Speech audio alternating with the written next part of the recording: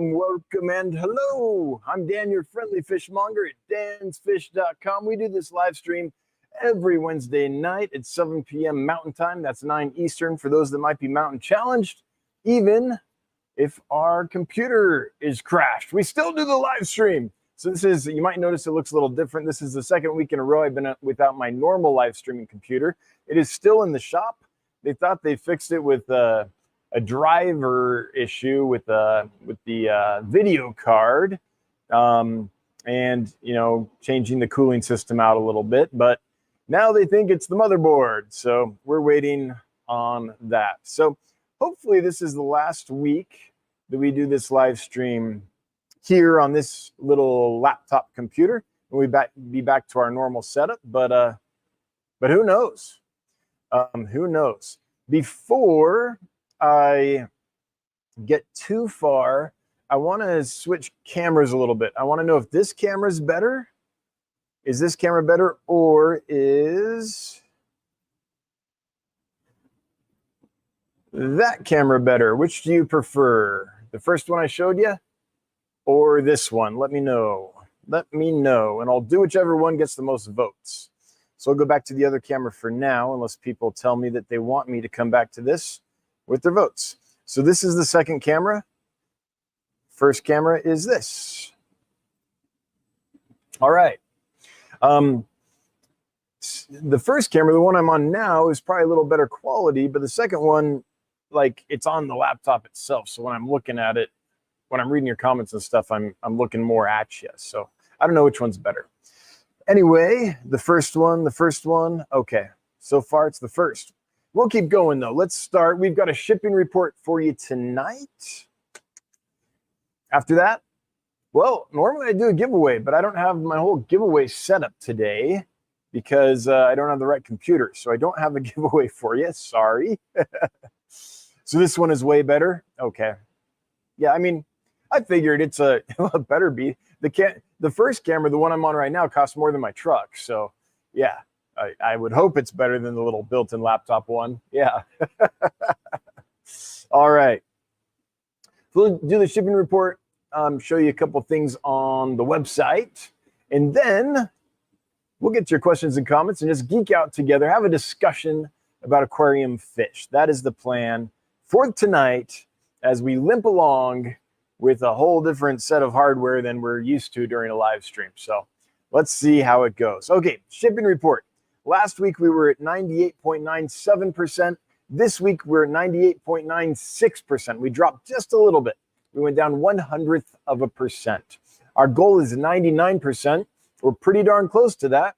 We're 0.04% away from our goal of 99% success. And that's a 12-month running total as reported by our customers. So in the last 12 months, 98.96% of the fish that we've sent to our customers have arrived alive and healthy and haven't had issues as far as is reported by our customers. That's what that number is.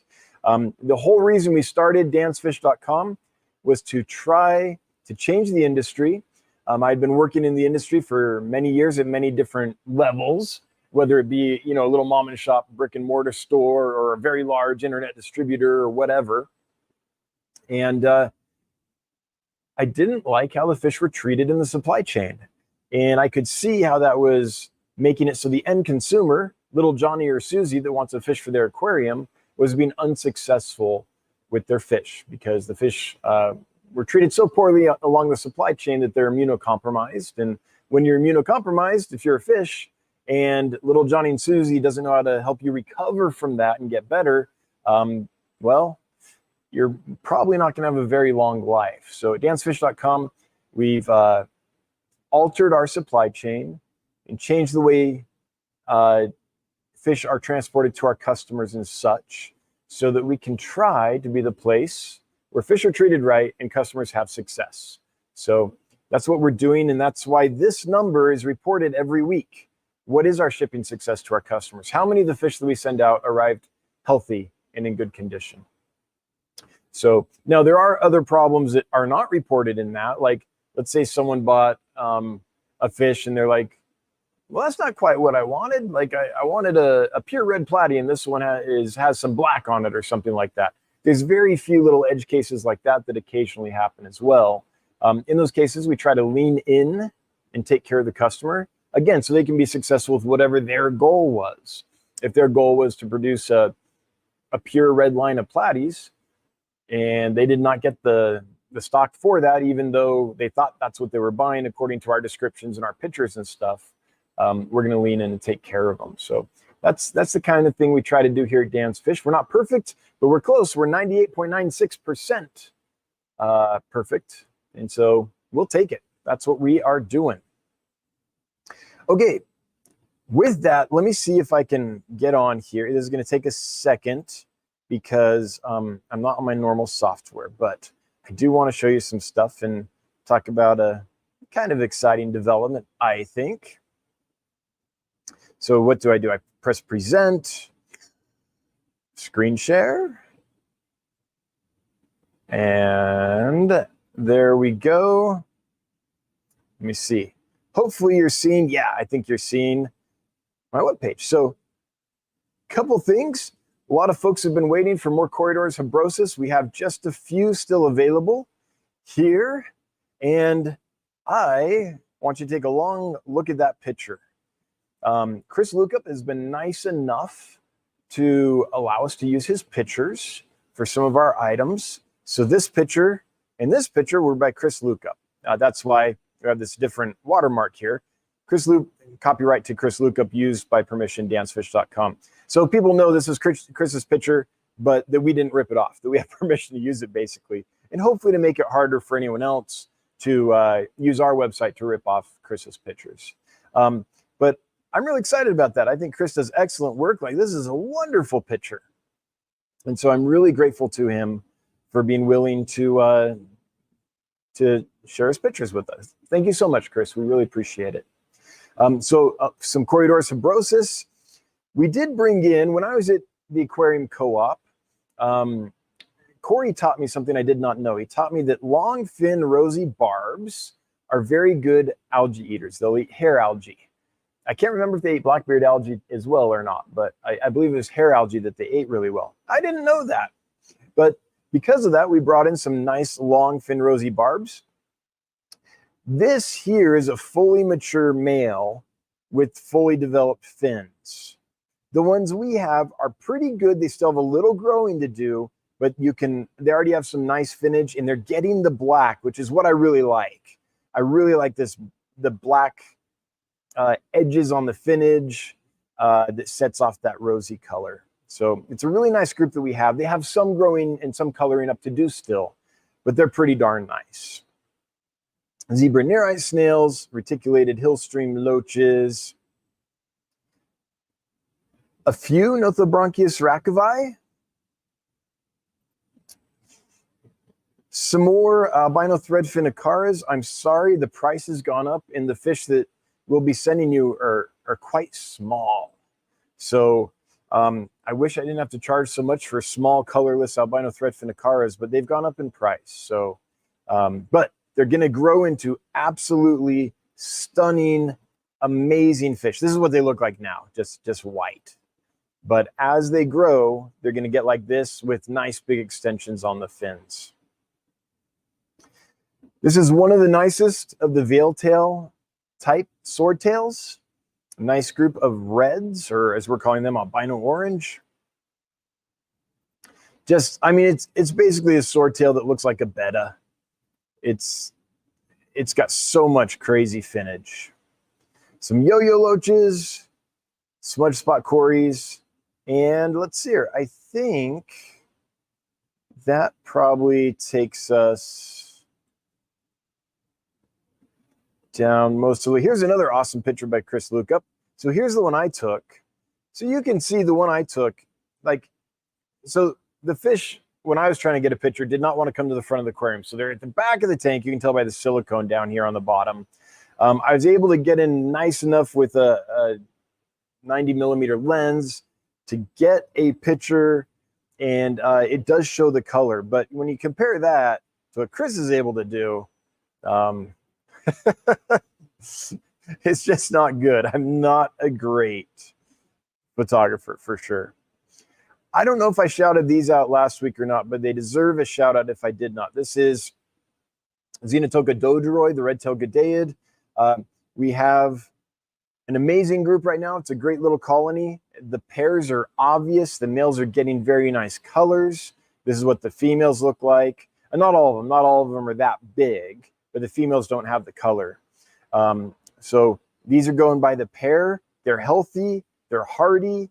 They're an amazing little Gadaeid. And from what we've seen, we keep our temperatures at 79 degrees here. And what we've seen, these do great at 79. We've had many, many generations for a year, 2 years, just going. So I've heard that there are some Gadaeids where if they're kept at 79 degrees, it will hurt their fertility. That has not been our experience with the red-tailed Gadaeid. So I think you'll be okay with those. All right, a few more pictures. So we have some more funge available, some double reds. And by the way, these are an awesome strain of double red. Pardon the quick cell phone picture, but this is a quick cell phone picture without any good lenses or good lighting or anything. And the amount of red on there is pretty incredible. Some more banchai, some red-shouldered golds, some bandit cories, more McMasteri, just a couple Ledacara left. Just a couple of these. These are Batis ruber. I brought these in thinking that folks would be like so happy to get a rare species of Batis. Nope. Can't hardly sell them. So they're down to $7.99. We have a few left. If you're into like Nandids and Batis and Dario and that type of thing, ancient anabantoids, basically. I've got just a few and I'm probably not going to get more. So now's your chance. Some platinum Ruminos tetras. And I talked about the Volcanum last week. I think the next thing I want to do is show you some more Chris Luca pictures. Here's one. Look at that. Like, I was able to get a nice picture, but it's not colored up or anything. Whereas Chris's shot is, look at the detail. He got the fish yawning, which is pretty cool. A really nice Chris Luca picture of a coolie loach. Check that sucker out. Here's my best attempt. Look, compare the difference. That's me. That's me trying to get a picture of a coolie loach. That's Chris. Like, the difference is night and day, right? So anyway, nice new pictures that I'm super excited about from Chris Luca. So Chris, thanks again. We very, very much appreciate you sharing those with us. All right, so that's what's going on there. Oh, there is one other fish that I have to show you that I believe is now available. This is just too good not to show you. I know I showed it last week. Oh yeah, look at his picture of a Bloody Mary Hillstream loach. Like, look at these. These are awesome. You'll see mine in a second. That's me. Like, you can see the red a little bit. That's me. You can see the red a little bit, but the fish isn't well focused. It's just like, yeah, so different. But what I wanted to show you is this. The orange flash that we have. The orange flash that we have are even better than these. Tons of super saturated orange in the dorsal, tail, and anal fin. This one has some nice orange, but it's not the whole fin. The ones that we have, pretty much the whole dorsal fin is a bright orange color. They are the best orange flash cacatoides that I've ever seen. So just to tell you, if that's a fish you like, and you want good quality ones, we've got the best ones I've been able to get right now. Okay, with that, now we're going to get to your questions and comments. I want to thank the moderators for being here, moderating the chat, keeping everyone on track.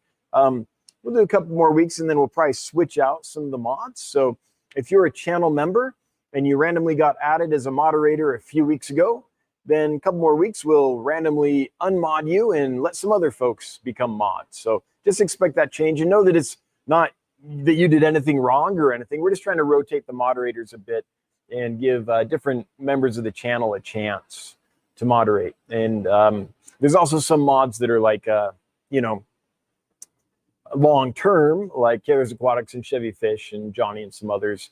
We'll keep that. So there's some, it's like the government, right?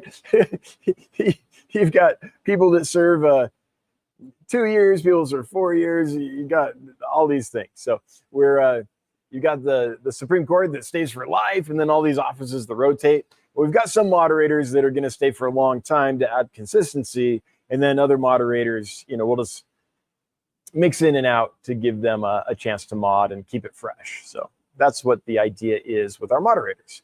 And the mods that we rotate in will be members of the channel. So if you're a member of the Dan's Fish YouTube channel, if you're a Danny-O or a Danny-Oella, then you might randomly wake up one day and have a wrench. It doesn't mean you have to use it. There's no compulsion here. It's just, you know, trying to put a little feather in your cap and give you a chance to mod for a bit. Okay, let's get to questions and comments. This is going to be harder than usual because I'm on StreamYard and not at Dan's Fish, or not at YouTube, sorry. So it makes it a little harder to see when a question or comment is directed to me. So there might be a little more dead air than usual as I struggle to find something for me. Okay, so I'm scrolling, looking. Normally I know, because with the YouTube software, the stuff that's directed at me turns bright orange, and I can see it easily without having to read randomness to get to it. And I like doing that because I don't like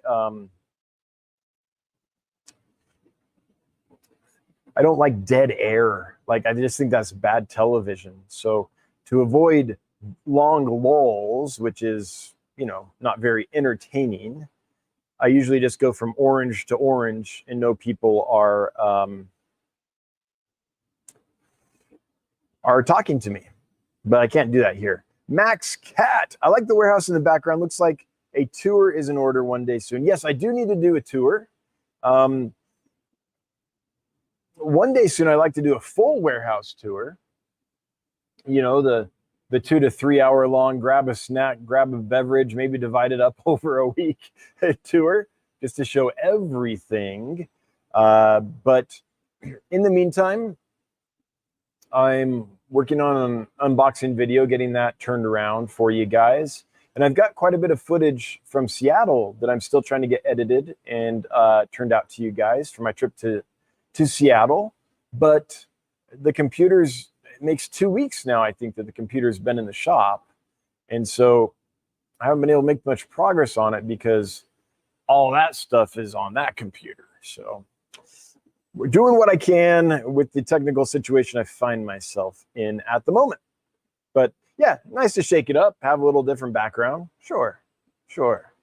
I mean, it is an impressive warehouse. This is big. Like, all these tanks. I mean, you can't see much of it. You're just seeing, like, you know, washing machines and shipping equipment. But yeah, I can't wait to take you guys around and show you everything. Oh, by the way, if you missed it, I did release another newsletter on killifish, and that will be added to the website when we get a chance to do that. So the first article in our killifish series is up at the dansfish.com website. Just scroll to the bottom, click on newsletter, you can find it there. The second one was released, I believe, yesterday. It was emailed out to all the folks that are subscribed to the newsletter. If you would like to receive the newsletter, then we can show you how to make that happen. Just one moment. So the way you do that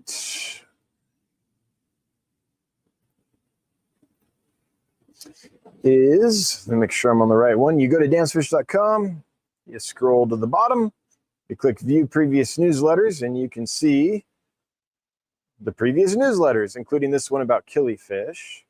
And if you would like to receive the newsletters in real time when they're released, just put your email address right here. We won't spam the heck out of you. We respect, when people do that they're doing it for that reason. The worst we get is if we're hiring or something. We might put that in the newsletter. If I'm going to speak at a club, we might put that in the newsletter. Or if there's some cool fish for sale, we might put that in the newsletter. But there's a lot of just, good articles as well with good fish information. So the next one of those should hit the website, when Jonathan finds a minute. Could be a day, could be a week. But it's out. Okay. How big do pea puffers actually get? What would you compare their full-grown size? I've seen some on YouTube that look as big as smaller mollies. How about a grape? Is that about the right comparison? About grape size is probably the biggest pea puffer I've ever seen. What would you say, Geek Boy? How big is your biggest one? Would you call it a grape? Do you have a measurement? Geek Boy has one that's pretty good size, so... yeah. Are you still on Johnny's laptop? I am.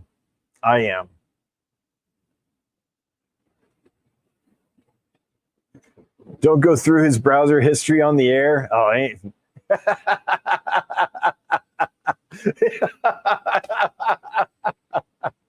It is Johnny's computer. Could be a little sketchy. I don't know.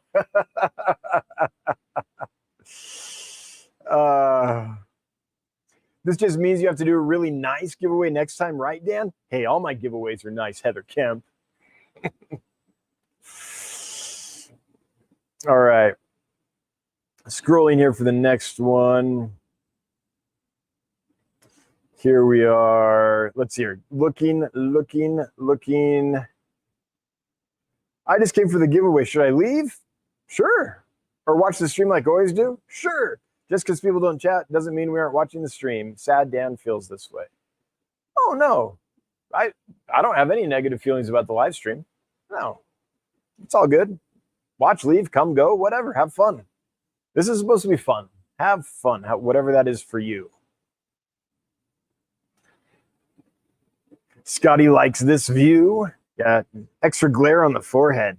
There's a light like right up there. Woo!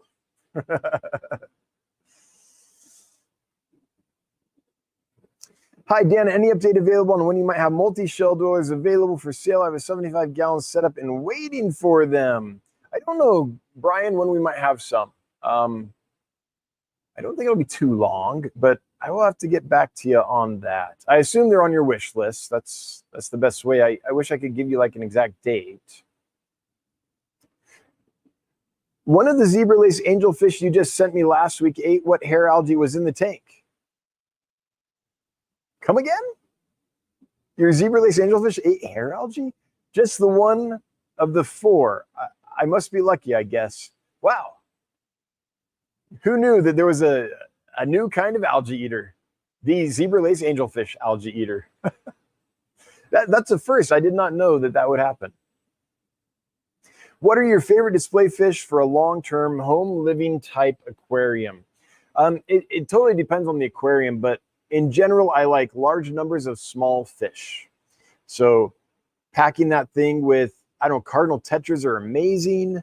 Pygmy hatchetfish, dwarf cories of some kind, threadfin rainbows in a large school are crazy beautiful. I don't know, maybe I'd put like Lamprichthys tanganyicanus, the Tanganyican lampi in a tank like that. Or maybe just pack it full of beautiful gobies that, scoot around on the surface and graze stuff. Like have a tank that's got a lot of rock work and stuff in it and put a bunch of different stiphodons and such in there. That could be really pretty too. Yeah, I think that, the possibilities are endless. But for me, I like large groups of smaller fish rather than having one or two big fish. Now, that being said, I like wet pets. Like I've seen some big cichlids that were just super fun to hang around. So, there's no right way to do it. It's just whatever you like.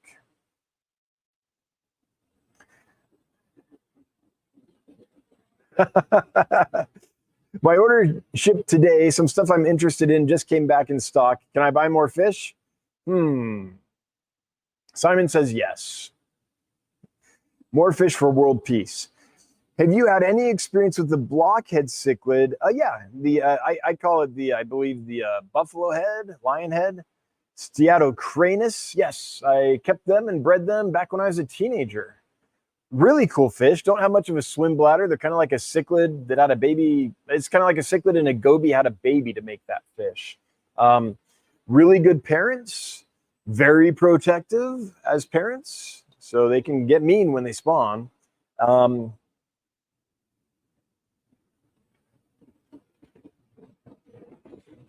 I think it's worth getting some and having them pair off and doing some spawning at least for a while just to experience it. They're really neat fish to breed. Okay, scrolling here. Dan's Fish. Is it possible to have the website say when it was last in stock or out of stock fishes? When we last had it in stock? I have not thought of that. I mean, is it possible to do? Yes. I'm so unprepared, I don't even have a pen. Hi, here's one. We note that down.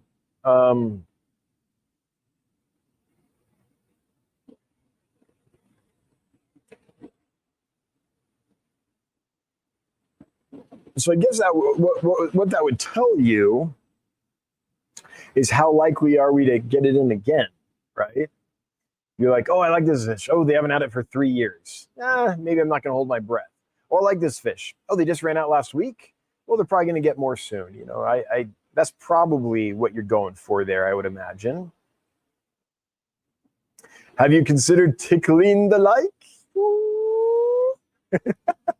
Kills Reptiles and Aquatics, thanks for the suggestion. I can't find male cherry barbs anywhere.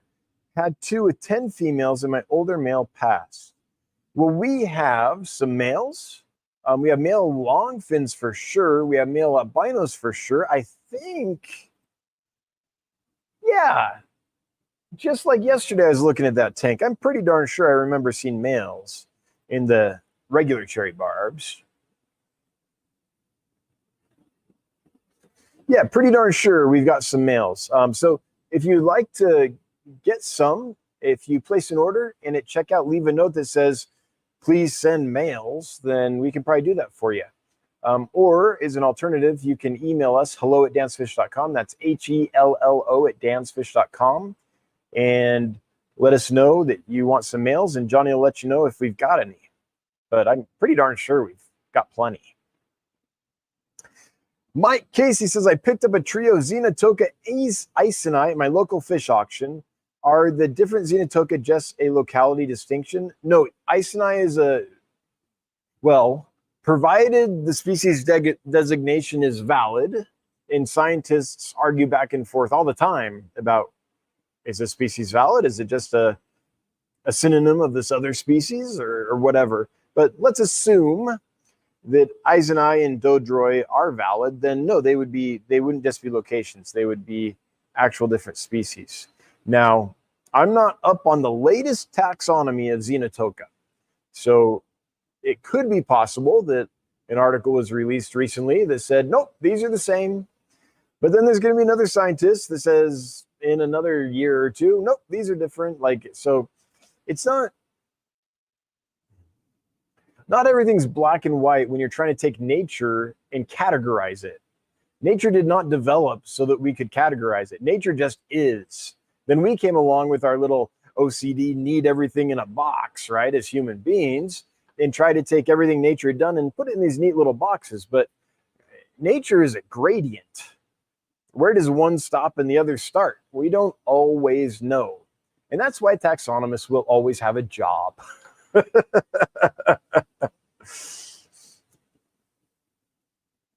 What are your thoughts on cardinal tetras together with a group of Manicapu or angels about 2-inch body size?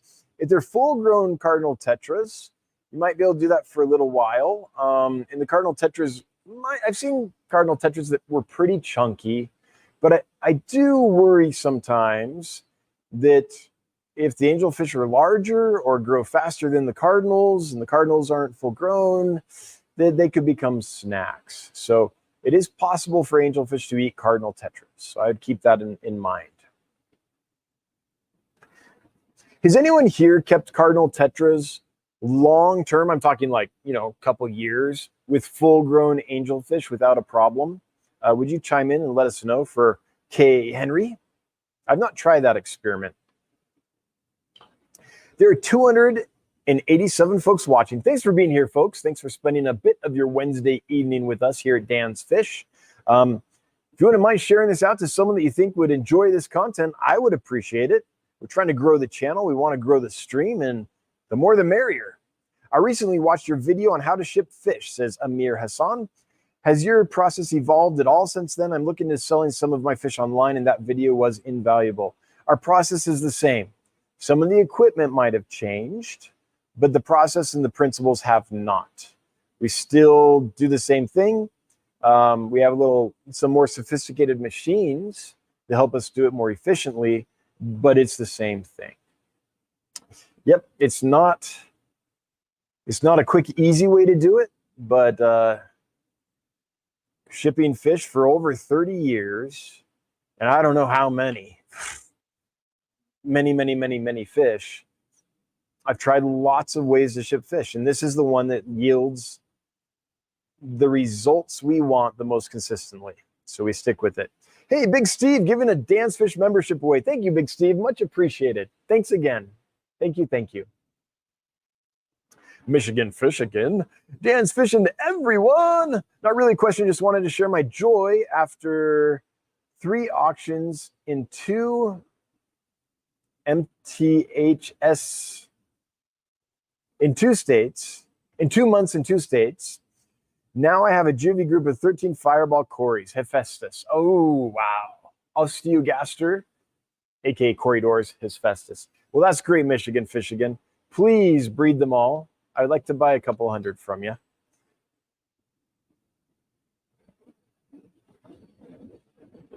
Mountaintop Puffer Keeper, the tenured mods. Yeah, that's right. The Codfather and Co. are tenured mods. That's a good way to put it. Any Aspidora species coming in soon, asks Matt M. No. Let's see, do we have any available? None at all right now. No, and the reason is nobody buys them. I love Aspidors. I've bred and raised a few species. I can't remember which ones exactly. I think Ramundi. Well, I could tell you here. Let me look at these. Ramundi, yes. Oh, maybe that's the only one. There used to be another one, but then they reclassified it. Speaking of taxonomists, they took 2. Was it Spilotus? I can't remember, but they took 2 different species and made them both Ramundi. So I guess I ended up just breeding 1 species instead of the 2 I thought once they were reclassified. Thanks, scientists, making my species count go down. Anyway, I love them. We've had a few species, and the cool thing about Aspidorus is they're like corridors with energy. They're corridors that just had a big pot of coffee and are like, let's go, right? So they're peaceful and all that stuff. They have all the neat Cory behaviors, but they swim a lot more. They're constantly swimming. They come from faster flowing areas than Cory, so they like some current. They like some flow. And when they spawn, they go right to the strongest current and put their eggs there. Super easy to breed, super easy to raise, super hardy, energetic, fun to watch. But I think because they're not called Cories, they're called Aspidorus, that's a marketing problem. Somehow people hear Aspidorus and don't think cool Corridoras, which basically is kind of what they are. They think Aspidorus, and then they're like, oh, I know what a Cory is. So I'm not quite sure what the issue is, but they just do not move for us. So I stopped bringing them in. because they sit for months and months and months and no one sells them. Now, no one buys them, I mean. Now, as I get freed up more to do more and better videos and stuff like that, and I've been able to do some things, like make some improvements to the website, descriptions, get some better pictures up. A lot of videos are in process. You just haven't seen them yet. But as I get to do that, maybe I could bring some in, and maybe I could do a video about them and go through the breeding process or something like that. And maybe people get a little excited, and then I could bring them in and sell them. But right now, there just is no market for them, which blows my mind, because they are like a Corridora with a lot of activity, is basically what they are. I have a 29-gallon with CPD, sparkling gouramis, and pygmy cories. Can I add a Bolivian ram or a pisto? Yeah, I think so. Provided the little pygmy cories and CPDs and stuff are large enough that they aren't going to get eaten. So I think it'll be okay if everyone's full grown. And I would start with like a smaller Bolivian ram. Some of pistos get big and have fairly big mouths, but I'd start with a smaller one and kind of let it grow up in there. And I think you'll be okay as long as those other 3 species are actually full grown. I mean, sometimes I get CPDs and they're like, tiny, that big. So if they're small, then you'll need to wait for sure. Boogie Bish Fish. Hey, Boogie. Thanks for joining up. Thanks for becoming a Danio or Daniela and joining the channel. Appreciate it. Chris's photos may be too good, leading to disappointment. His photos may lead to more sales, but I'd rather see the actual fish you have. Well, that green thumb is why we do this.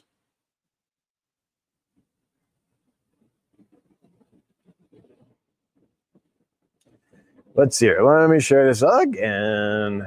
Okay, so for example, we do have Chris's photos, but we've also got my photos. So this is a photo of one of the Habrosis, we had in the tanks. So what my goal is to have some nice photos to draw attention, and then see if I can find another example. Yeah, like this one. So this is Chris's photo, and then you see my photo. So, I think it can be done in a way that you have the best of both worlds. Considering the number of fish I bought from Dan, I felt it was only right to grab that membership too. Well, we appreciate it. Thanks so much. We are, the little company that could. We're growing. Things are going in the right direction, but we're still, every little bit helps. We feel the difference from all the memberships and things. So much, much appreciated. I have soft water, says Kendall G. Do you think your fish would have a hard time adjusting and possibly die? No, I don't think so. I've sent fish,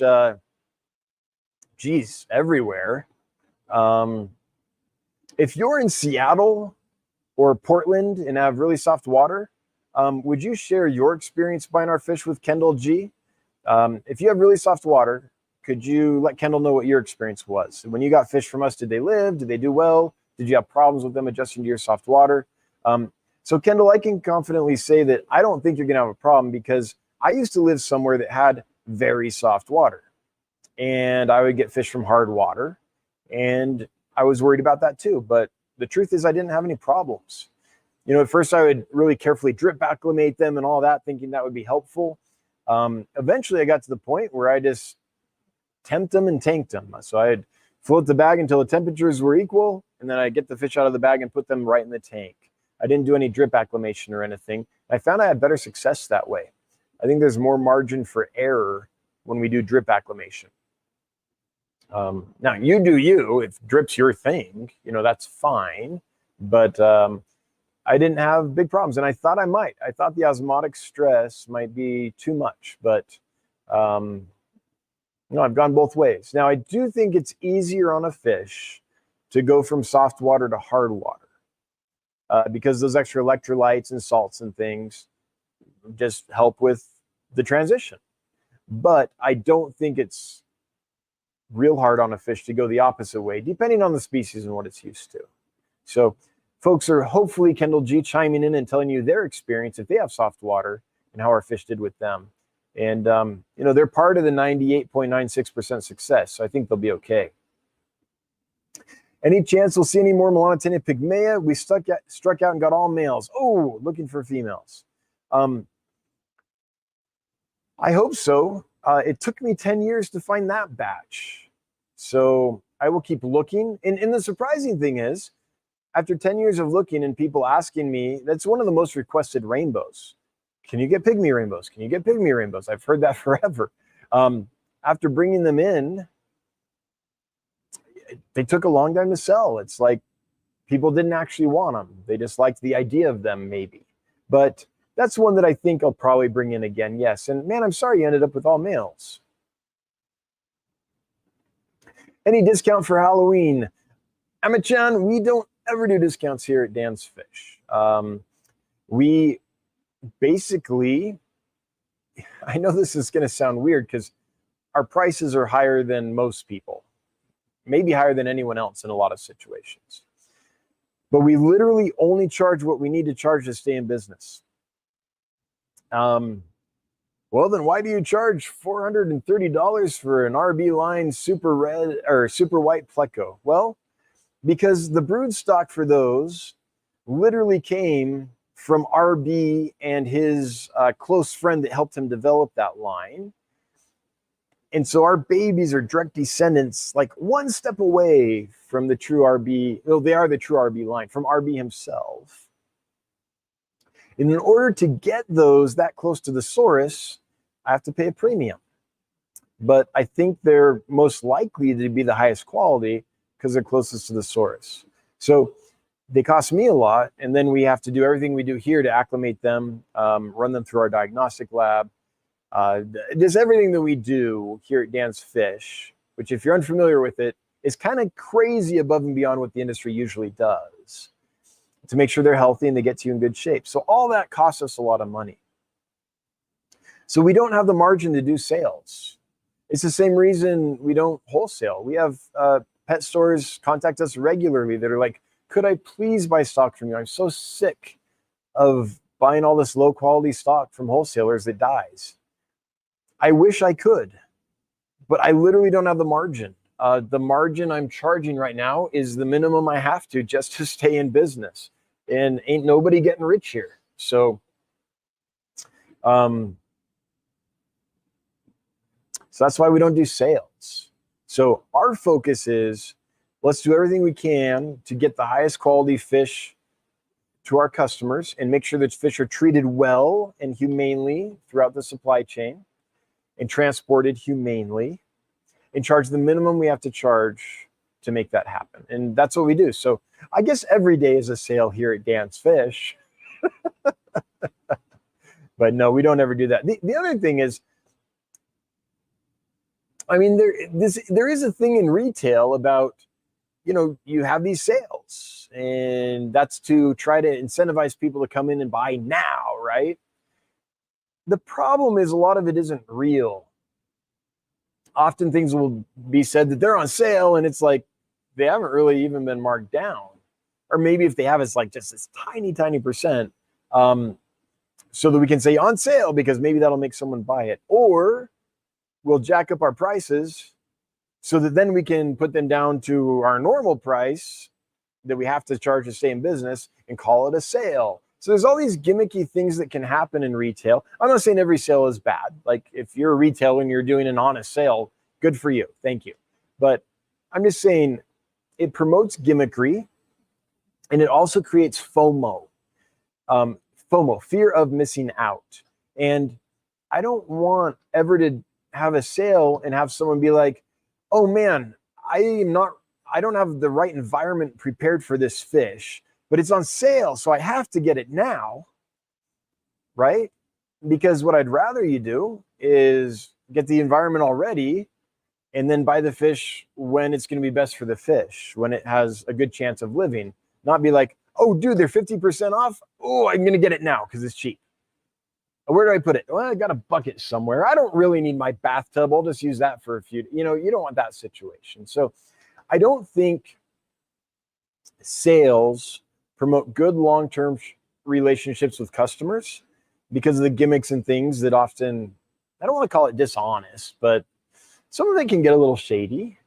And I don't like the FOMO it creates when I think of what's best for the animals. So yeah, it's not like we're against sales, but in a fish business, I do think it incentivizes the wrong behavior. So I don't do it. Let's see here. You can acclimate them to your water over a long period. If I receive them from soft water, says Jody P. Yeah, you can drip acclimate and do it over a long period. Honestly, I don't think you need to. Like, I've done so many fish when I had soft water, and I would buy them from hard water sources, and they did fine. And now it's the opposite. I have hard water, and I buy from hard water, but I also buy from soft water sources. And I have yet to see a case where I can't just get them to the right temperature, put them in the tank, if they've been treated well along the supply chain. If they haven't, then the best thing to do is get them out of that nasty water anyway, I think. Dan has a group of cherry barbs that the website says is very male heavy. Maybe you should order some. I just got 8 of them male, but I wanted females too. Sorry, Mark. Is that the best price on the 173B if I bought all of them? And can you tell if you have any males or females? Yeah, that's the best price. And I could, if you send us an email to hello@dansfish.com, we can take a look and see if we can tell the sex clearly. I'm really hesitant to sex things that isn't like a guppy. It's clear. There's a gonopodium or there's not, right? Actually, I lie. There's late developing males sometimes. Bad example. What's a good example? Okay. Mature cherry barbs. It's pretty clear. Males are red, females are brown, right? Or mature rosy barbs. Same thing. Males are red, females are kind of a, I don't know, beige copper color. Bronze, maybe. But in cases where you're looking for, the body shape, or, the fins might have a little more, it'll be a little spiny or thicker or something.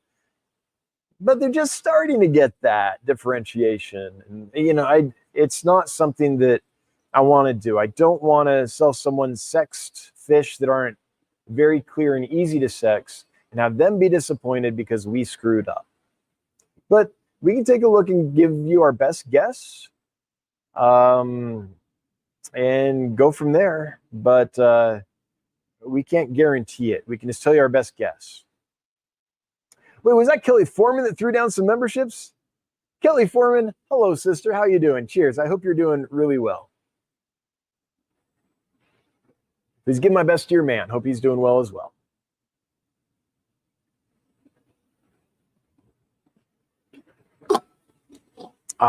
Needed a drink. Sometimes you just need some Wawa. Hey, there's 301 folks here. Thanks for being here, folks. Thanks for sharing this out. I assume we got some more numbers because you guys shared this with your friends. Now, let's really grow the channel. Let's share it with our exes. If you've got an ex out there that you think would love this,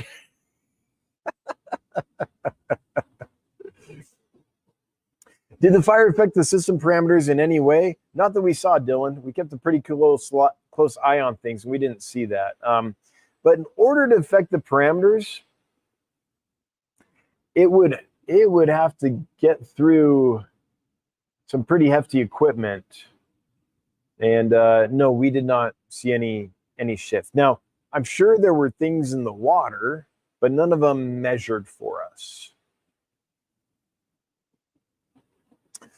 Also, the big old carbon reactors take care of most chemical things. So if the fire resulted in ash getting in the river, which it did, and the ash had chemicals in it, which it does, luckily we've got 2 massive carbon reactors that it's amazing to see. You take that carbon out of those reactors, you put it in a container of methylene blue, and you can count 1, 2, 3, 4, 5, 6, and now the methylene blue is gone. Like, that's how crazy good this carbon is. It just absorbs everything. So that's I'm really glad I installed those carbon reactors, because if we didn't have those, then I think the chemical composition of the water could have got bad for the fish. The time when it's actually worse for fish, like I'm thinking of the trout that live out in these streams and the shiners and stuff, is if not necessarily during the fire, but if there's a massive rain shortly after the fire, and then it washes all the stuff down into the creek. That's when I was talking to a fish and wildlife biologist the other day, and he came over to check out the warehouse a couple weeks ago. We were talking about that, and he said that's when it's a big problem, is when you get the runoff. So we should be okay here, but it's something to keep an eye on for sure. My lovely 10-gallon planted tank is losing its long-term centerpiece betta. Oh, I'm sorry, Linda, to hear that. I'm trying to decide on another highlight that will be okay with my shrimp and panda cories. Let's see. Shrimp. I was thinking some kind of dwarf cichlid, but shrimp. So, I mean, that's 6 one, half dozen the other on if the shrimp will make it through that. So you're looking for a decent size. Why am I blanking out right now? I think this is a time to go to my own website and browse. Oh, what about a killifish? Like some kind of, like a fundulopanchax, or not a fundulopanchax, sorry. Those have big mouths and will probably eat your shrimp. I was thinking of like a poliaki or something. Those have smaller mouths. I don't think they would take adult shrimp. They would eat babies.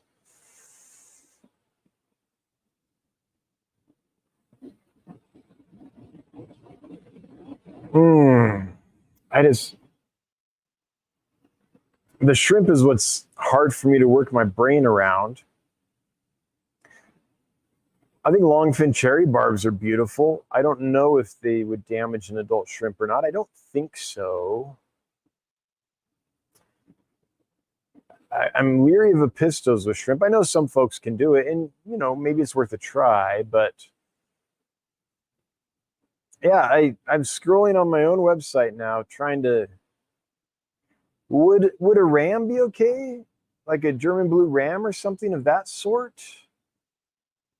Here's the thing, I don't keep a lot of larger fish with shrimp in my shrimp colonies. I'll keep like tiger teddies or, you know, small stuff like that.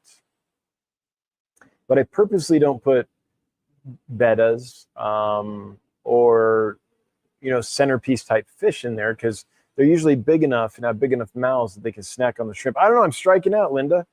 Or Linda? It's not Linda, yeah, it is Linda. Okay, for a sec there, I thought I said Lydia for some reason. Folks, do you have suggestions for Linda? 10-gallon tank, shrimp and panda cories. What could go in there? What wouldn't eat the shrimp? All going good on the spotted cuffer. Spotted cuffers? Hang on. We obviously need a drink. All going good on the spotted Congo puffers. They grow slowed a bit, still at a 1/4 inch size. Bit of growth plateau, pending next breakthrough. West Java peas are doing great, awesome looking. Oh, I'm glad to hear it. Yeah, one day when those West Java pea puffers are bigger, I'd like to get your analysis on the species. I'm guessing they're just another location of the pea puffer, but I wish I knew more about them. All I know is they were collected. I contacted the supplier to try to get information. All they were willing to tell me was, we got them in West Java. So they don't always like to give out information that could get out to their competitors. I've successfully bred the blue Crebensis female I got from you with my super red male that I already had, and the offspring are beautiful. I have 2 breeding pairs, and both have spawned, says JT Cooper. JT, could you send us pictures? I'd be really curious on what those babies look like. Jerry Serple Morris. Jerry, hello. Good to hear from you. I hope you're doing well. What's up, guys? My golden dwarf barbs have been colony breeding, and it's awesome. They don't seem to predate fry too much, have at least 20 sub-adults appear. Oh, I'm glad to hear that. Gellius, I think, is the species name. He's talking about this one. Let me share this with you real quick. It's a neat little fish that is not often available. It's not available all the time. It's not super rare, but you just don't see it very much. So let's see here. Gellius? Is that it? Yeah. These guys, the golden dwarf barbs, check them out. Just small, little, very peaceful nano barbs. And yeah, I'm super glad to hear they're doing well for you and breeding for you, like with no effort. That's awesome. Wow, Geek Boy says, my biggest pea puffer got to almost 2 inches.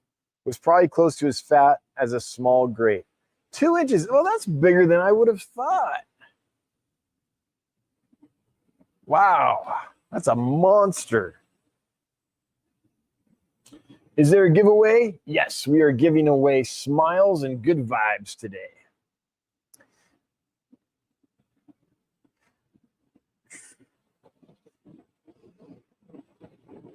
Okay, here it is. Brian, just an FYI, I forgot to change the title. I know, I saw that later. I know. The title of the email, but the title and body of the email, I know. I thought I got them all. Johnny pointed out today that I missed one. The problem is that, like, there's no way for me to edit that and it just show up, because when it goes out to the newsletter subscriber list, it just goes out and now it's in their inbox. So, you know, it is what it is. Every now and then I do a dumb, and I did a dumb. My inner idiot wins sometimes. Went to my LFS tonight to get some food, got 4 fish and forgot the food. Says Fish Hunter. That's funny. I guess the fish could be food if you get real desperate. Any chance you'll be getting more Indostomus paradox or freshwater pipefish in again soon? We call those the toothpick fish. And yes, I do plan to get some more paradox in. In fact, I've been trying for a couple weeks, but they've been out. They're a little bit seasonal. That's not one that's bred in aquariums. So they have to give it a rest sometimes, make sure the wild populations stay in good shape. So they haven't been available for a bit, but when they are again, I'll bring them in. As far as dwarf pipefish, no, I do want to bring them in, and I will, but it's going to be a little while. We just hired someone a couple weeks ago to take over the fish feeding and stuff, to get that off my plate, free me up so I can do more outreach and marketing and, you know, grow the company like I'm supposed to. So there's a saying, like, you know, you have to get to the point when you own a business where you're working on the business instead of working in the business. And I'm trying to get free enough that I can work on the business more and work in the business less, because that's the only way the business will reach its potential, and the only way we'll be able to, you know, actually have the impact we're trying to make. So anyway, hired someone a couple weeks ago to take that on. Feeding freshwater pipefish is kind of specialized, and I want to let this person get experience in that job, let them get in the groove of how we do things here. And once they're up and running and can handle a new challenge, then maybe I'll try some dwarf pipefish. But it's too early in the process. You know, we're still training on what the job is and different aspects of it and such. So too early to throw a curveball into that equation. Will you happen to be getting in any Cotopunctatus? Which genus are you asking about? Are you talking about like the shell dweller? Or are you talking about, there's lots of fish called Cotopunctatus. There's a killifish. I rewatched one of your old fish room videos today and verified that I have no males.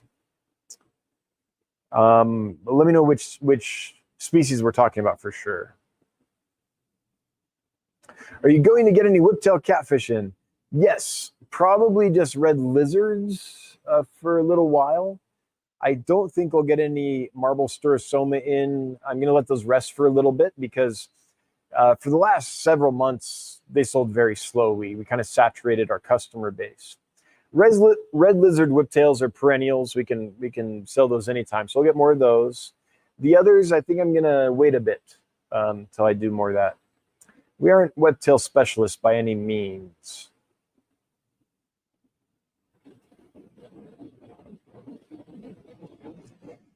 Barnsdale Goldens, I absolutely love the Bosemani rainbows you sent. They arrived yesterday, fat and sassy. My first rainbows, I may be hooked. Thank you.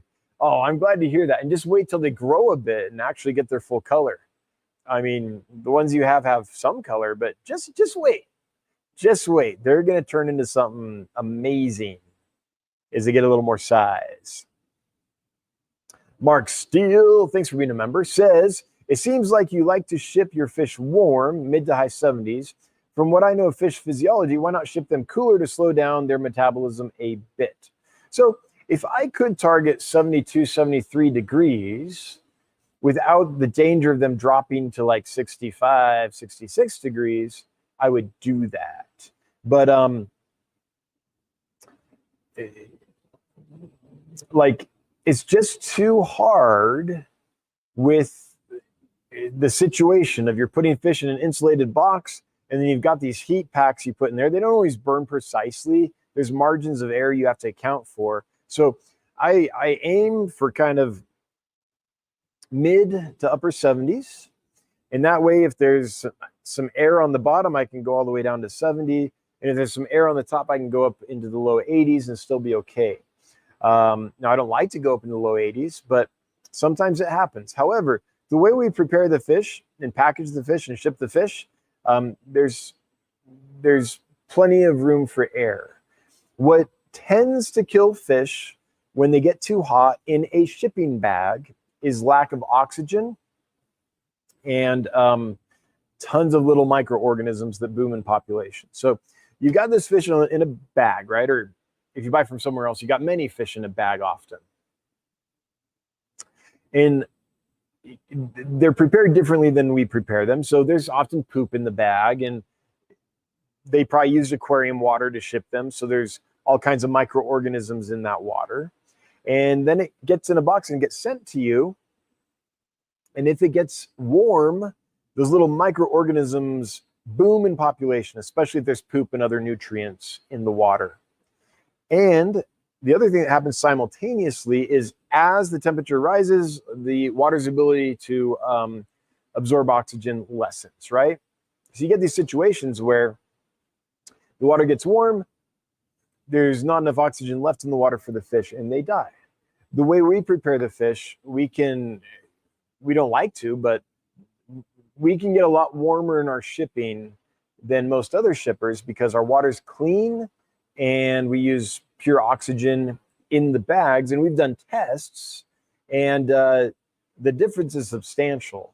So it's double the saturation in the shipping pods or bags the way we do it over what the industry standards are. We've run those tests and seen those, differences. So yeah, if I could always hit 72 or 73 degrees, I would do that, but I can't. So I have to go here and know that it could go here or it could go here and the fish will still be okay. But as long as I'm shooting for that middle, we'll be okay 98.96% of the time. I've not found a way to do it with more consistency than that. So that's why. Like, I wish there was a device. If you want to invent a device, Mark Steele, that will keep a box of fish in transit at a very specific temperature that won't vary, then I will definitely ship them at 72 degrees. And I've actually thought about this a little bit. I've thought about like some kind of little temperature sensor wired to some kind of like little heat pad thing that could go in a box and would keep the temperature, very, very steady and all that. But it gets expensive, and you have to deal with batteries and all these things. And it's just like, it's a nice thought, but I think practically it's not something that is going to happen. Another industry would have to invent something, another industry with more R&D money and all that would have to invent something that just happened to be perfect for our industry for that to happen, I think. One of my favorite tanks I've seen online was Rachel O'Leary's Livestream tank full of loaches and gobies. Yeah, I love that tank too. I think she also had some shiners in it, or was it white clouds? There are some fish that really like rapid flow that live in the water column. Shiners, white clouds, some others as well. Yeah. Hello, Chevy Fish. Yellowstone Aquatics, hello. I hope you're doing really well. Good to hear from you, my friend.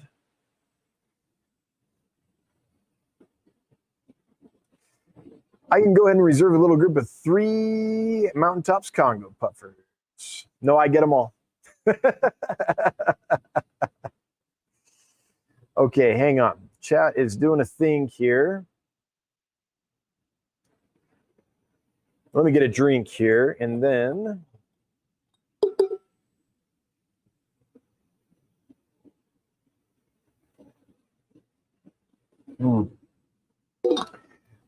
JT says, I'll send a picture as soon as I get them growing out a little more. The first batch are 12 weeks old right now. Woo, chat jumped. And the newest batch just started swimming 2 days ago. All right, yeah, I'd like to see that. I'm real curious. Fishery, hey, Alex, hope you're doing really well. Do you have a good way of checking dissolved O2? Yeah, I see meters and tests, but I have no idea where to start. Where is it? Give me half a second. I'll show you the one we use if it's where I think it is. Just a second.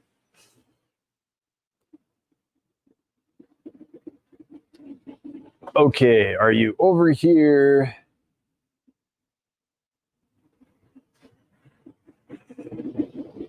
It's not where I thought it was, Alex, so I'm checking one more place.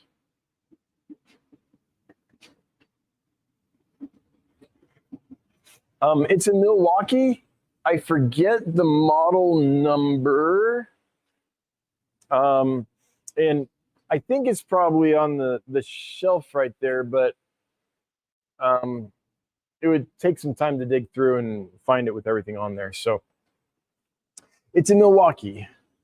That's all. Basically what I did is I found some that were recommended by high school teachers that stood up to the abuse that their high school students gave them. And I was like, okay, you've had that thing for 5 years and it survived your high school students. That's the one I'm going to get. So that's what I did.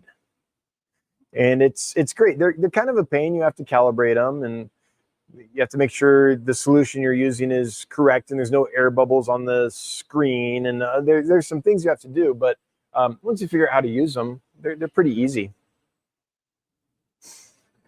And I wish I could show you a picture of it, or I wish I could show it to you here on the video, but I'd have to dig through that. And yeah. Okay, scrolling here to see. Did the proof of concept and it worked? Oh, that's not to me. So that's someone else talking with Mama Duck. Hey, Mama Duck, I hope you're doing really well.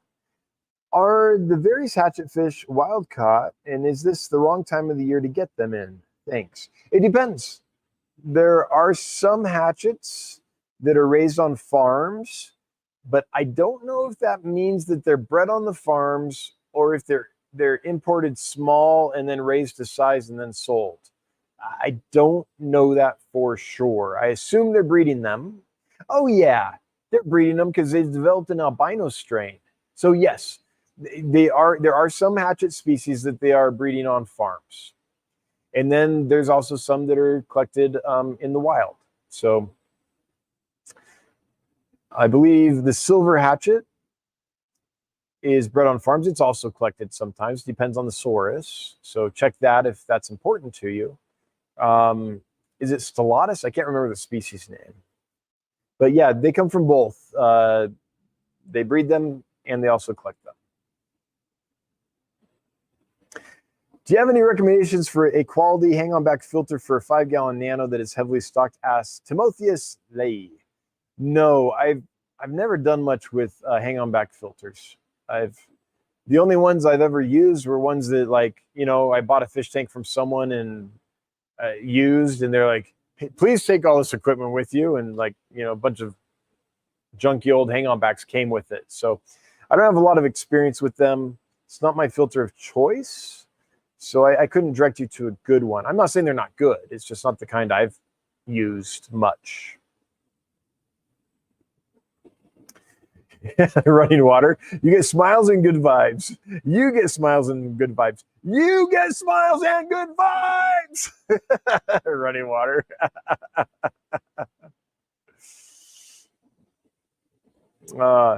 Is there a way to order 1 or 2 fish without it costing me an arm and a leg for shipping, says Celestial G. We only ship UPS next day air, so no. I'm sorry. I wish it didn't cost so much, but we decided a long time ago that we were going to be a business that did best by, excuse me, did the right thing for the fish. So when there's a choice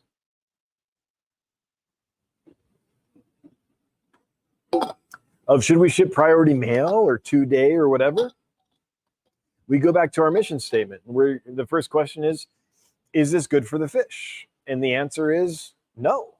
It is not good for the fish to be in transit for longer than necessary. So right there, the discussion's over. It's whenever we have these kinds of issues as a company, that's how we vet those things. Is this good for the fish? Is this good for the customer? Is this going to forward the mission in a meaningful way? And is it good for the crew as well? Is it good for the people that have to actually make this happen? So all that kind of guides how we do these things. And that fails the first test. It is not good for the fish to be in transit longer. So we only ship the expensive way. And I wish it was cheaper, but it's not. But it's pretty cheap. What is it? How much is our shipping?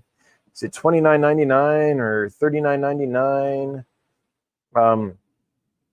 Yeah, $39.99. It's a lot of money. But for next day air delivery, it's very reasonable. If you had to pick one pair of blue Glarus, would you go for the German aquarium strain or the Walleye? The truth is, if you had them side by side and they were the same size, and we'd had them the same amount of time, so they were both settled in and colored up, you'd have a hard time telling them apart, I think. Johnny, have you noticed any big differences between the Walleye and the German aquarium strain? I think they look very similar. So normally, I would say go with the location-specific one. Go with the Walleye. You know, aquarium strain can be mutts. You don't know where they came from, their quality and stuff. But I have to say, the German strain's really nice. They've worked that strain. It's beautiful. And it seems hardy, and it's been doing really well for us. So, you know, if you can get European source fish, it's not a bad thing. That being said, the Walleye are the best of both worlds. They're location-specific blue Glarus that is, you know, sourced out of Europe. So maybe I do that now that I consider all those things. Yeah. But as far as looks and all that goes, I think they're both just as pretty. What's the keyword for some of those smiles and good vibes? I could really use a win. I could really use a win. You need a few of those today, says Mama Duck. Mama Duck, here you go. Smiles. And I'll do my best at vibes. There, did it get to you? Did my best. Johnny Best, what's the giveaway keyword tonight? There isn't one. My live streaming computer's still in the shop. They think the motherboard's shot now. We'll see if that's what it is or not. But I don't. I'm streaming on like a random little laptop here, and I just don't have the software and stuff on this computer to do that. I thought last Wednesday would be the only time I'd be streaming on this because I figured it'd be fixed pretty rapidly. But I mean, I paid for the expedited service. Yes, because it's a work computer. I'm like, I need this, so I paid extra to get it done quickly. Well, still working on it, so I don't know. More stir by soon, yes, Mr. WW, double W. Yes, we hope to have more stir by in for you soon. Are we actually out?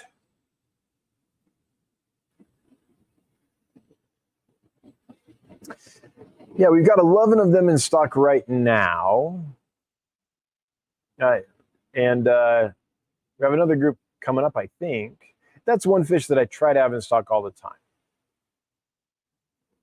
Have the Mussel Tetras colored up? Yeah, I'll show you what they look like. They haven't colored up completely, but they've colored up enough that you can, I mean, they look really pretty. They'll get even better.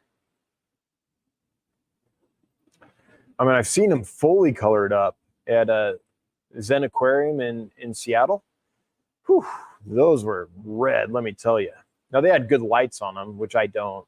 So this is what they look like right now in the tank. So right now they look like a lemon tetra that's very red.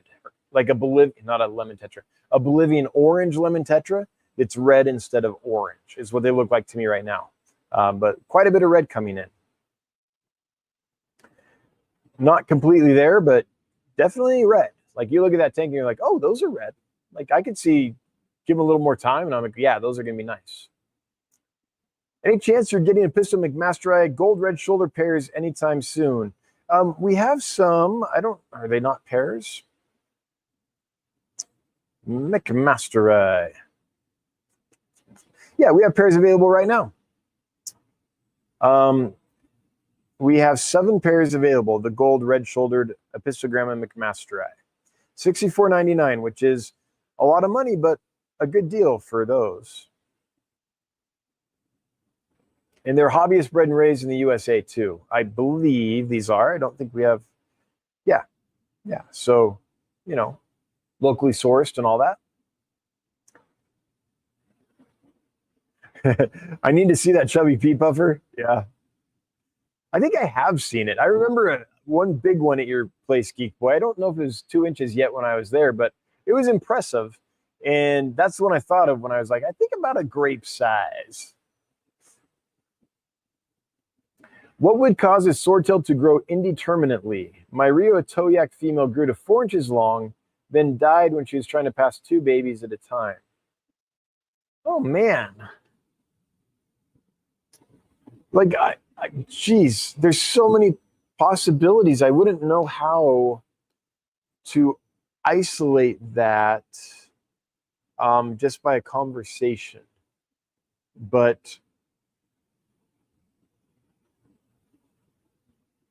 yeah, I don't know. I don't know what the cause could have been. I'm sorry that happened, though. Nice, big, beautiful Rio Toyak and died during giving birth. That's a bummer. I'm really sorry, Mama Duck. Hey, Zen Corey Cats, thanks for gifting some memberships. By the way, if you've given memberships or super chats or whatever and I missed it, I'm really sorry. I'm not on my normal computer. The software I'm using right now doesn't, like on my normal computer with the normal software and system, I can actually click a button and it'll show me everybody that, you know, joined up or gifted a membership or gave a super chat. I don't have that here. So here I just see them when I stumble upon them in the chat.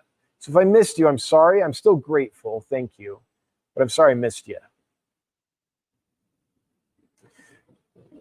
The blue axelrodi and rosy loaches completely wiped out my shrimp in my 10-gallon. Oh, wow.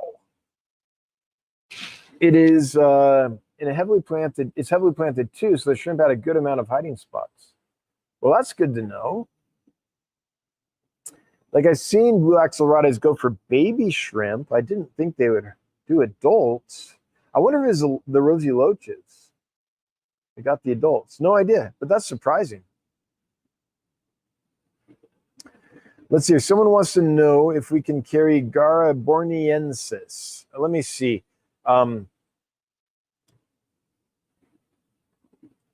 We usually only keep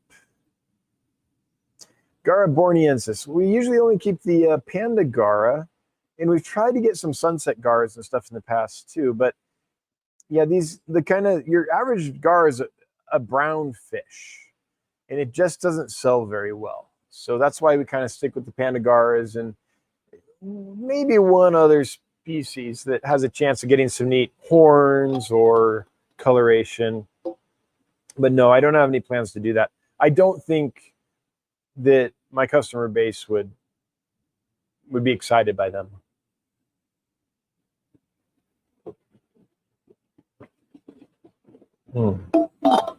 All righty. Because I keep looking at the time thinking it's about time to do the giveaway. And then I remember, not today.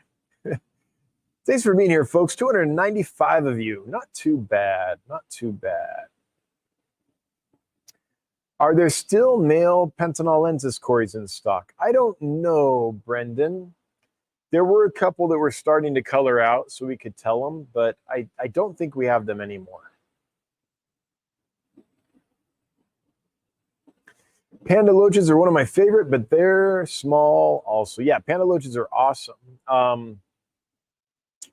They do kind of change color as they grow, though. So be aware of that, folks. Okay, scrolling up here, looking for another one to Dan's Fish. Plants is where the profit is, says Celestial G. I don't have any plans to do any plants in the foreseeable future. We dabbled in them, and we made money. We sold them, we made money, but we found that they were a distraction from our core mission. So it's, again, one of those things where, what's our mission? Is this forwarding it? It's like, well, kind of. We could say that plants benefit fish, and therefore, we could do that. But we had to go a little roundabout way to justify it. And so we're like, well, if we spend that time and energy on the core mission while we're small like this, and still growing rapidly and stuff, that's probably the right move. So yeah, I'm not thinking of doing plants in the foreseeable future.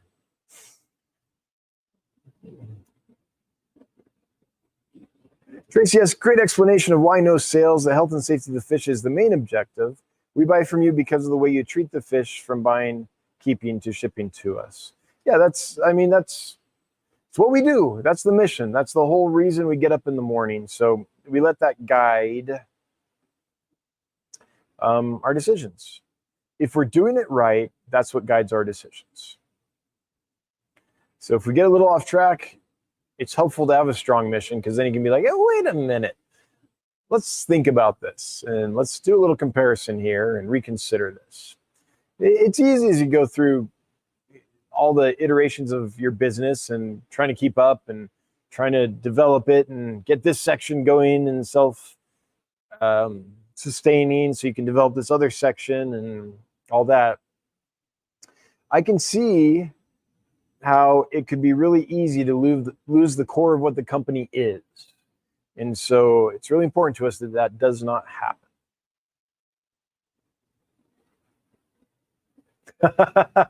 If you think you have a shot with your ex, get them in here and we'll make sure you don't, says Johnny. Yeah. But, we have more viewership, so that's fun. Hi, Dan. I know you guys refund when fish arrive DOA. What is your policy on fish dying after they've been put into a tank, or say someone does not like the quality of the fish? We do that on a case-by-case basis. If a fish arrives and it's alive, but there's obviously something wrong with it, then let us know. And we'll say something like, if it's a health issue or whatever, we'll probably say something like, oh, I'm sorry. Could you let us know in the next week or two if it recovers fully or not? And if it doesn't, we'll take care of you. But we do want to know right away if there's a problem. Now, maybe the problem will resolve, but if not, at least we know. If someone gets a fish and then 2 weeks later emails us and says, hey, got a fish from you, it arrived, it wasn't really in great shape, and it died 2 weeks later, we're going to be like, well, why didn't you let us know when it first arrived? Like, because now we don't know what happened. Now it's like, did it arrive in great shape and something happened 2 weeks later? Like, is this? So we want to know what's going on from the get-go. But we play those things, our our goal is to lean in and help the customer be successful in whatever they're trying to accomplish, whatever project they're trying to do with these fish. That's our goal. So we do everything we can to make that happen. My cherry barbs have bred with my eels in the tank. Hey, yeah, it's hard to stop a cherry barb from breeding. That is true. Do you lose more corridors in shipping than other fish? How does their poison affect shipping? Asks Andy's Aquatics. No, we used to, but now we've got to the point. Well, let me just take a look here real quick and make sure I'm not lying. I don't think so. We've got to the point where we are pretty rock solid on shipping cories. And it's not that we changed anything in shipping. It's that we know better now who the good suppliers are, and we know better how to get them through quarantine and get them even stronger before we send them out. Okay, let me look here. This is going to tell me. But I don't think so. I don't think corridors are the problem children anymore that they used to be for us. Now, that doesn't mean that we don't still have issues with them here that we have to figure out and solve sometimes. But it does mean that they're shipping very successfully. Just scrolling over here. Just the quick gut check, the quick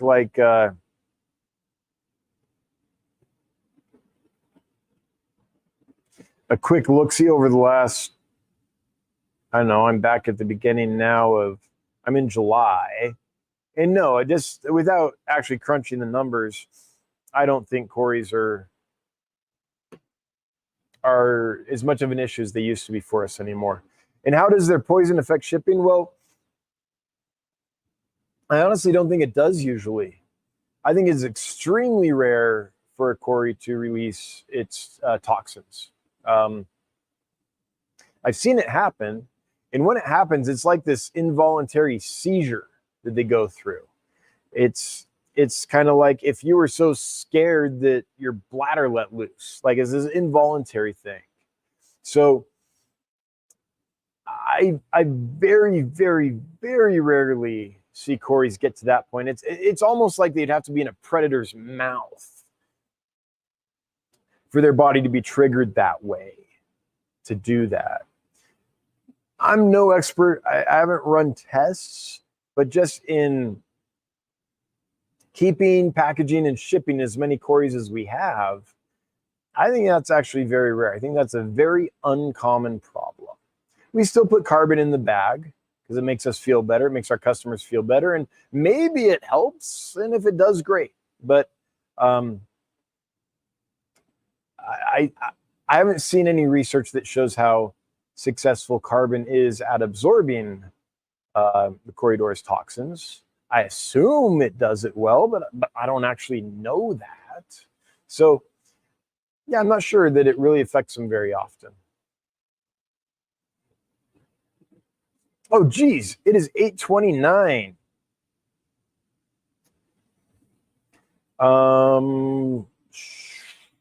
Yeah, with that,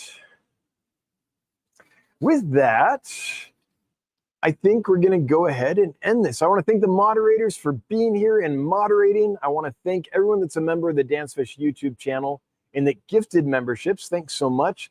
If you threw money at us, thanks for the super chats. If you were active in the chat, thanks for participating. If you were not active in the chat, I still love you. Hail the Lurker Nation. If you're watching the replay, thanks for watching. And if you're listening to the podcast, thanks for listening. I will attempt tomorrow morning to remember to go in and remove all the ads. The YouTube is going to throw into this thing as soon as it uploads. I forgot to do that last time. Oh, actually, I think it won't do that because I'm on StreamYard. Yeah, so it should be smooth sailing. Anyway, we'll be back next week, same bat time, same bat channel, hopefully on our normal computer with our normal software, so that it'll be a little smoother. But thanks for sticking with us. Bye-bye.